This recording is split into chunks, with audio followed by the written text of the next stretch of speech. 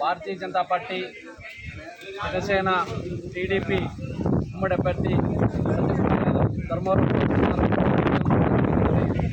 ప్రాంత ప్రజలు సత్యన్నకు బ్రహ్మరథం పడుతున్నారు. దేశవ్యాప్తంగా నరేంద్ర మోడీ గాలి వీస్తుంటే ధర్మవరంలో సత్యన్న గాలి వీస్తుంది.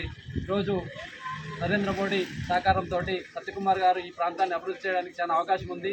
దేశవ్యాప్తంగా పరిచయం ఉన్నటువంటి వ్యక్తి సత్యకుమార్ గారు. అలాంటి సత్యకుమార్ గారు మన యొక్క ధర్మవరంలో మనం గెలిపించుకుంటే ఈ ప్రాంతం అభివృద్ధి చెందుతుంది. ఈ ప్రాంతం ఒక చేనేత హబ్గా తయారు చేయడానికి, ఈ ప్రాంతంలో నుండి పరిశ్రమలు రావడానికి, కియా పరిశ్రమ వచ్చింది, దానికి అనుబంధంగా చేనేత పరిశ్రమ కావచ్చు, ఇక్కడ నుండి యువకులకు ఉపాధి అవకాశాలు కల్పించడానికి దేశవ్యాప్తంగా ఉన్న పారిశ్రామికవేత్తలను అందరినీ మెప్పించగల నాయకుడు సత్యకుమార్ గారు.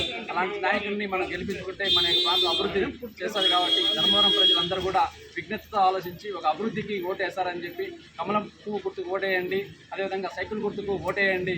ఎందుకంటే వచ్చేటువంటి 13వ తారీఖు రోజున ఈ యొక్క ధర్మవరం యొక్క అభివృద్ధిని నిర్ణయిస్తారు.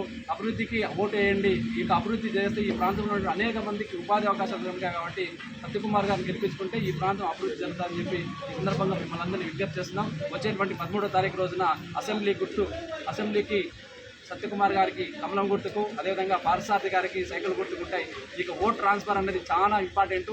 ఎందుకంటే ప్రతిపక్షాలు మన మీద ఓట్ ట్రాన్స్ఫర్ కాదనేటువంటి భావనలో ఉన్నారు. తప్పనిసరిగా ఈ ప్రాంత ప్రజలు విజ్ఞప్తులు. ఎందుకంటే గతంలో పార్సారథి గారిని గెలిపించినటువంటి ఈ ప్రాంత ప్రాంత వాసులు 19 పార్సారథి గారు కూడా ఇక్కడ బీజేపీ ఎమ్మెల్యేగా పోటీ చేశారు. అప్పుడే ఓట్ ట్రాన్స్ఫర్ అయింది. కనుక ఇప్పుడు కూడా ఇక్కడ ఉన్నటువంటి టీడీపీ, జనసేన, బీజేపీ కార్యకర్తలు అందరూ కూడా విజ్ఞతతో ఆలోచించి కమలం గుర్తుకు ఓటేస్తేనే. ఎందుకంటే ఇక్కడ చంద్రబాబు నాయుడు గారు పైన నరేంద్ర మోడీ గారు డబుల్ ఇంజిన్ సర్కార్, రెండు ప్రాంతంలో కూడా పైన దేశంలో నరేంద్ర మోడీ గారి సహకారంతో రాష్ట్రంలో చంద్రబాబు నాయుడు గారు డబుల్ ఇంజిన్ సర్కార్ వస్తుంది. ఇద్దరు కలిసి ఈ యొక్క మన ధర్మవరాన్ని అభివృద్ధి చేయడానికి అవకాశం ఉంటుంది. కాబట్టి ఈ యొక్క ప్రాంత ప్రజలు విజ్ఞతతో ఆలోచించి ఓటేస్తారని ఈ సందర్భంగా కోరుకుంటున్నారు. జై బీజేపీ, జై